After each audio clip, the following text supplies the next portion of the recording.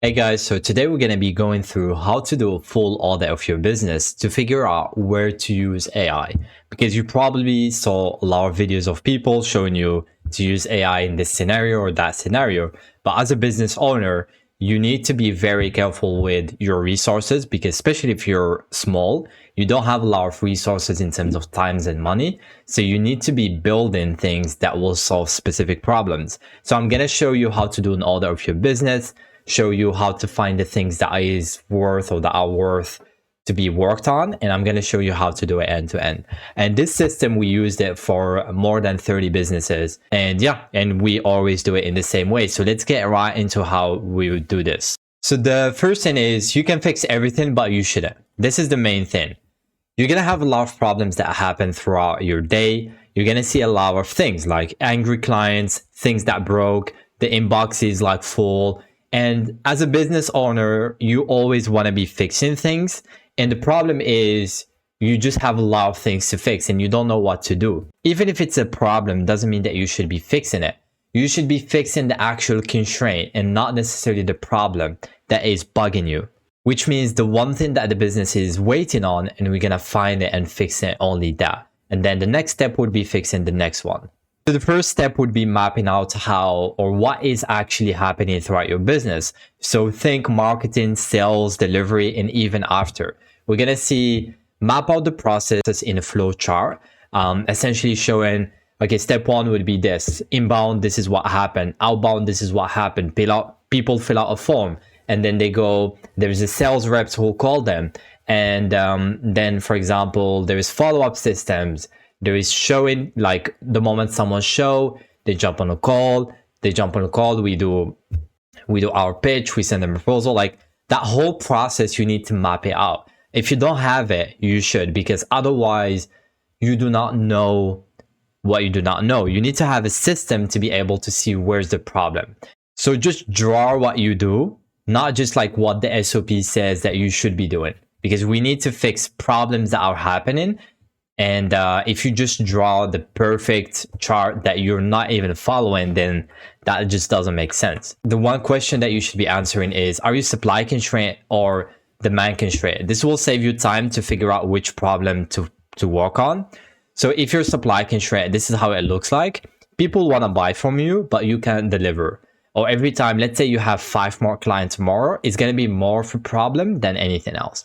If you're demand constraints, usually it means quiet calendar capacity is spare. Like there's a lot more capacity that you can fulfill on, and the room is empty. So those are the main problems. And how to tell, as I said, 5 more tomorrow, could you actually serve them? Not necessarily just sell them.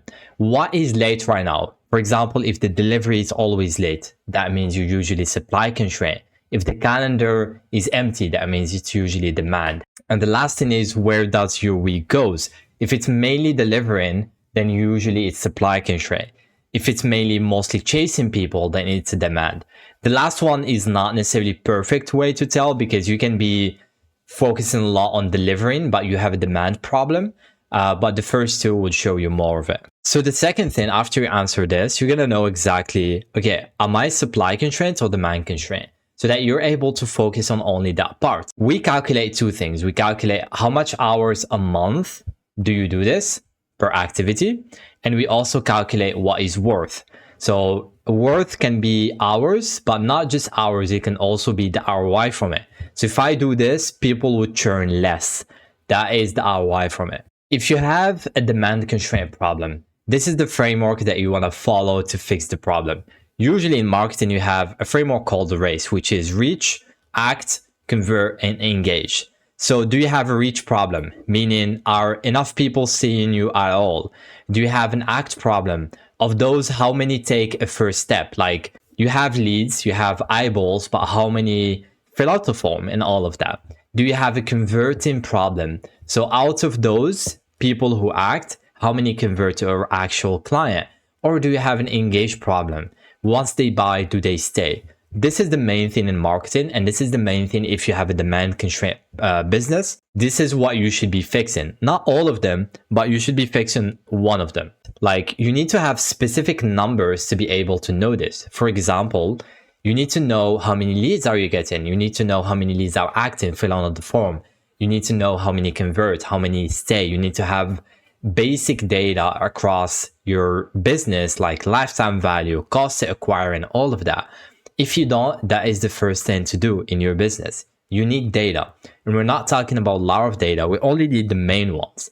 And there's a lot of videos that show what kind of data do you need, but essentially how many leads do you have per month? How many becomes calls? How many shows? How many no shows? That is the main thing to have. So go get it if you don't have it. Roughly you can do it by hand, and then you can only do it for last month. That will give you enough data to get started. Once you have the data, you're gonna see that there's multiple ways to fix those problems, okay? This is what most people do. Most people will be like, oh, I want to convert more people, so I need to fix on that. But I also want more leads, so I need to work on that. But I also want to, I don't know, like engage with more people. I want more lifetime value, so I also want to work on that. So they work on 10 things that improve the business a little bit, but it doesn't make a huge change. And it's also very tiring. The solution would be, which one would multiply? Which one, if you solve it, would double the business? That is the question that you want to be asking. If you have a very low conversion rate, that is the first thing to fix. If you have a very low, like you don't get enough leads, that is the first thing to fix. Because even if you fix another problem, it's not going to have the same thing. So I'll show you an example. If you have a 5% conversion rate, just an example, and you make it 10%, that is not 5% better. That is 100% better. That means you're going to double your whole business. You always need to find these leverage points in your business to be able to know which problem to solve. And the last thing I want to say, and this is around how to like solve problems and whether it's worth to solve it in the first place. So there is 3 types of tasks. There is a person does it. So this is something that doesn't require AI. It's relationships, it's taste, it's judgment. This is something that a human will do it. The other thing is a system can do it. So this is what we're trying in this scenario to solve and find what are the things that AI can do to make it better. And the last thing is nobody does it. You do not have to fix something that doesn't need to be fixed. I've seen this a lot of time where business, especially when they're growing in the beginning, they don't have a very dialed in offer and they start to create widgets. Because let's say, I don't know, it's a marketing agency, but they also started doing a dashboard for their people, for their client, okay? And that dashboard is like an upsell to some extent, but that dashboard is very custom and it's a headache for them. What they do is like they try to automate that process.